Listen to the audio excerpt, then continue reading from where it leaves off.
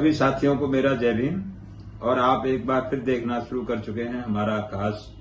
YouTube channel जिसका नाम है द कांशीराम ऑफिशियल। साथियों, आज का जो हम वीडियो आपके सामने पेश कर रहे हैं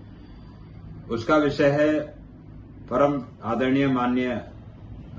जो उत्तर प्रदेश की 4 बार मुख्यमंत्री रह चुकी हैं, बहुजन समाज पार्टी की वर्तमान में राष्ट्रीय अध्यक्ष आदरणीय बहन कुमारी मायावती जी का जो जीवन संघर्ष रहा है, उस संघर्ष के दौर में एक बहुत ही महत्वपूर्ण पड़ाव आया था, बहुत ही महत्वपूर्ण अवसर आया था जब माननीय बहन जी ने 1991 ये समय रहा, नवंबर 1991 का। उस समय उत्तर प्रदेश में लोकसभा के चुनाव के तीन लोकसभा के उपचुनाव हुए थे। पूरे देश में तो करीब 16 लोकसभा के उपचुनाव हुए थे, जिसमें 8 लोकसभा के चुनावों में बहुजन समाज पार्टी ने अपने उम्मीदवार उतारे थे। तो उन्हीं में से उत्तर प्रदेश में जो 3 लोकसभा के चुनाव थे उनमें एक था आपका बुलंदशहर से आदरणीय बहन कुमारी मायावती जी उपचुनाव लोकसभा का लड़ रही थी, और इटावा से बहुजन समाज पार्टी के उस समय के राष्ट्रीय अध्यक्ष संस्थापक माननीय कांशीराम साहब इटावा से उपचुनाव उस समय लड़ रहे थे, और तीसरी सीट अमेठी से कोई भी चुनाव नहीं लड़ा गया था। तो ये जो चुनाव हुआ था बुलंदशहर का जो उपचुनाव, इसमें माननीय बहन जी के द्वारा बहुत बड़ा एक संघर्ष का एक अवसर देखने को मिला था। जैसा कि हम सभी जानते हैं कि ये ऐसा दौर था जब दलित और शोषित पिछड़े वर्ग के लोगों को वोट डालने से रोका जाता था। बहुत ज्यादा घटनाएं होती थी बूथ कैप्चरिंग होने की। तो बूथ कैप्चरिंग रोकने का जो कार्य किया गया, ये बहुजन समाज पार्टी के द्वारा ही किया गया। बहुजन समाज पार्टी जब बनी तो ऐसे ही जो अत्याचार अन्याय के मामले होते थे, इस समाज के लोगों को वोट तक नहीं डालने दिया जाता था। तो पार्टी के द्वारा इसको एक चुनौती के रूप में लिया गया, और जब खासतौर से जहां से बहुजन समाज पार्टी की बहुत ही उस समय की नेता और जो 1989 का एक लोकसभा चुनाव जीत चुकी थी, 1989 का बिजनौर का लोकसभा चुनाव माननीय बहन जी जीत चुकी थी, लेकिन बाद में लोकसभा का ये जो चुनाव हुआ 1991 में, तो इसमें बहन जी उम्मीदवार थी बुलंदशहर से। तो उस चुनाव के दौरान कई जगह पर जब जिस दिन इलेक्शन हो रहा था, उस दिन इलेक्शन में बहुत भारी संख्या में बूथ कैप्चरिंग की घटनाएं हुई। लोगों को वोट नहीं डालने दिया गया। जब दलित शोषित समाज के वोटर वोट डालने बूथ पे जाते थे तो उनको कह दिया जाता था कि आपका वोट तो पड़ गया। तो ये जब सूचना माननीय बहन जी को प्राप्त हुई एक बूथ पर, तो वो बहन जी सीधे बूथ पर पहुंची, और वहां पर जिलाधिकारी भी आ गए। और ये घटना इतनी बड़ी थी कि ये अभी दैनिक भास्कर एक पेपर है, तो दैनिक भास्कर में ये काफी विस्तार से एक घटना छपी, और ये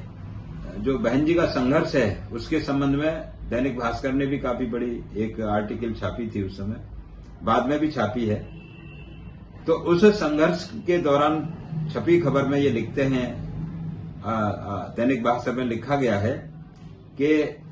बहन जी की डीएम से छीना झपटी हो गई। और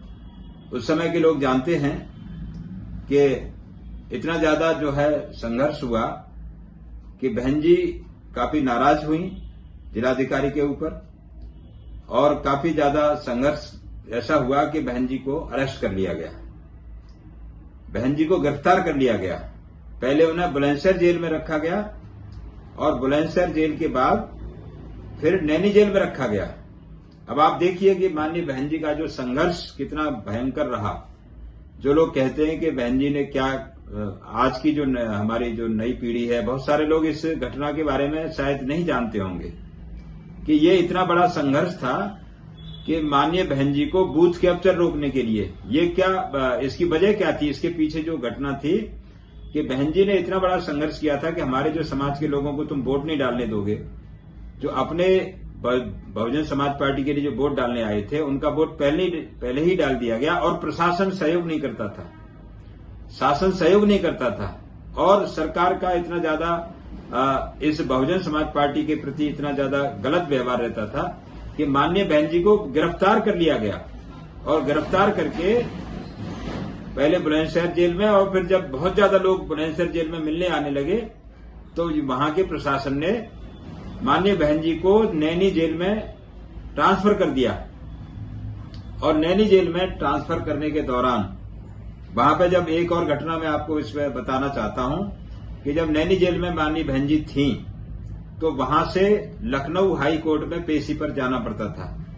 तो एक घटना इस तरह की है कि जब पेशी से लौट रहे थे, रात में पैसेंजर ट्रेन में लाया गया बहन जी को, उनके साथ जो है पुलिस के सिपाही थे, एस्कॉर्ट था, और जब इलाहाबाद में ट्रेन आके रुकी, सुबह 4:30 बजे की घटना है, जो जैसा कि अखबार में लिखा हुआ है,